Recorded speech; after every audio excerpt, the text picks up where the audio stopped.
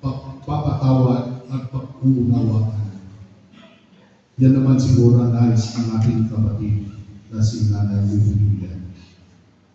At sa ating lahat naman po na naririto, sana po ay maibsan ang kalungkutang nadarama ng pamilya at sa pagbigay po natin ito sa banal na misa, ang ating pong panalangin na harinawa ng ating kapatid na si Virginia ay nasa piling na po ng po may kapal. Sa pangalan ng Ama at ng Anak at ng Espiritu Santo. Amen. Magsiguro na po ang lahat para po sa panalangin ng bayan.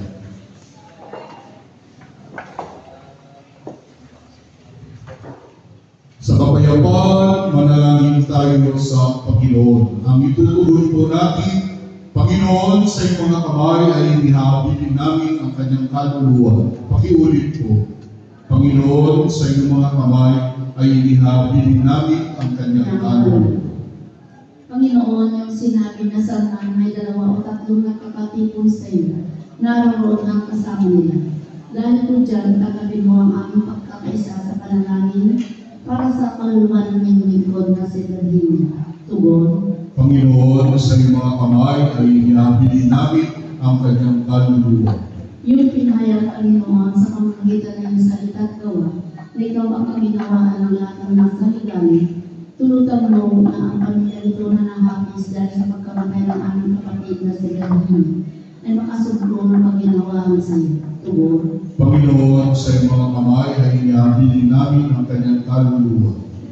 Pahitulan mo rin, Panginoon, na kami mga nayaman dito sa lupa ay matutupang pag-isa ng lahat ng mabubuti ng pinsigla ng aming kapatid na si Virginia upang sa pagdating ng panahon kami kasama ng mga banal at magkaisa ng pakikipagsamahan sa iyo. Tugon. Panginoon, sa iyong mga kamay ay inihabilin namin ang kanyang kaluluwa.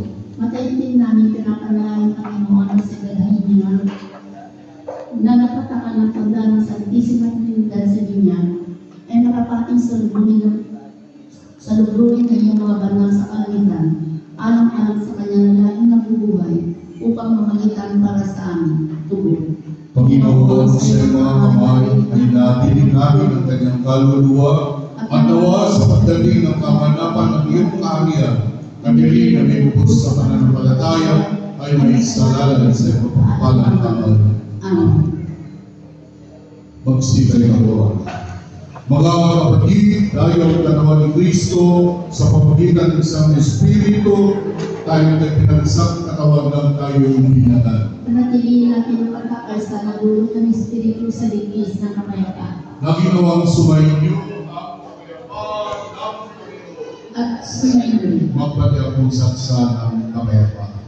Peace be with you, peace be with you. Bibigay sa Panginoon ang karangalan na nararapat sa kanyang pangalan, magdala ng alay at pumaroon sa kanyang harapan. Magsibuko